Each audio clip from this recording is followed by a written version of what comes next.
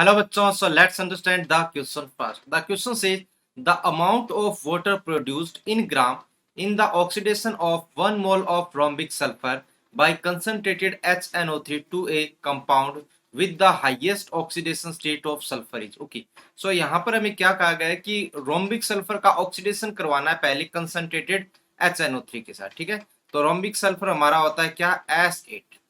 तो concentrated HNO3 के साथ जब भी रिएक्शन होती है तो ध्यान रखना एक इंपॉर्टेंट बात कि जब भी non metals like phosphorus, sulphur, carbon and like nitrogen इनके साथ जब रिएक्शन होती है तो इक एसिड में कन्वर्ट हो जाते हैं। तो सल्फर भी किस में कन्वर्ट होगा? इक एसिड में कन्वर्ट होगा। और इक एसिड होता है इसका क्या? H2SO4। अगर आयोडीन होता तो HiO3 में जाता, फोस्फोरस होता तो H3PO4 में जाता। और जब भी कंसंट्रेटेड नाइट्रिक एसिड रिएक्शन करता है तो हमेशा क्या रिलीज होता है? NO2 gas, okay. और साथ में हमारे पास आएगा क्या? H2। अब इस रिएक्शन को बैलेंस करना पड़ेगा तभी इसका आंसर आ सकता है, अदरवाइज इतना आसान नहीं होगा।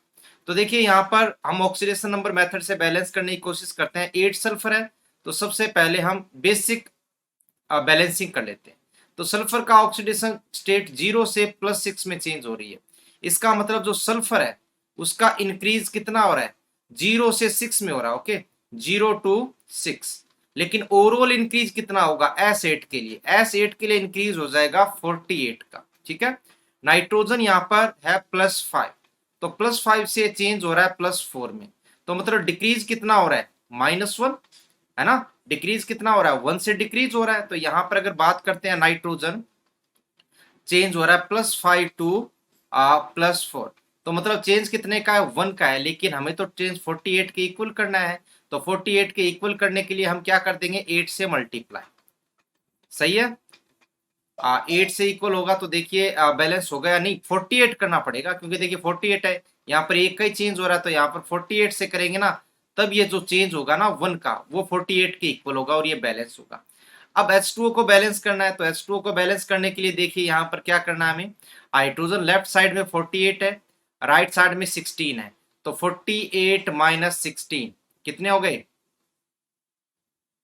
32। तो यहाँ पर इस साइड देखिए 32 हाइड्रोजन है तो यहाँ बैलेंस करने के लिए हम क्या लगा देंगे? 16H2O लगा देंगे। तो इस तरीके से ये रिएक्शन बैलेंस हुई है। ध्यान रखना है, इतना नॉर्मल तरीके से नहीं किया है। सल्फर का चेंज हो रहा है +6 का, S8 है तो चेंज होगा 48 का। नाइट्रोजन का चेंज हो रहा है 1 से, लेकिन इक्वल करने के लिए 48 से मल्टीप्लाई किया। बैलेंसिंग से हमें 16 मोल्स ऑफ H2O मिला है। तो यहाँ पर देखिए 1 mole of rhombic sulphur, okay. So अब देखते हैं यहाँ पर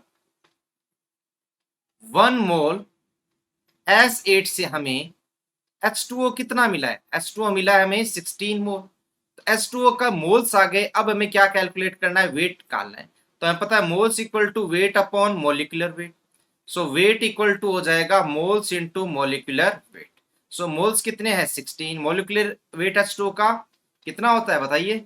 16। ऑक्सीजन का +2 तो 18। सो 18 इंटू 16 इसको जब मल्टीप्लाई करेंगे तो आपके पास आ जाएगा क्या? 288 ग्राम। सो इसका मतलब ये होगा कि यहाँ पर जो H2O का वेट है प्रोड्यूस्ड वाटर, तो ये कितना हो जाएगा? 288, okay. So the answer of this question is 288 gram. So hope you understand the concept well. Best of luck.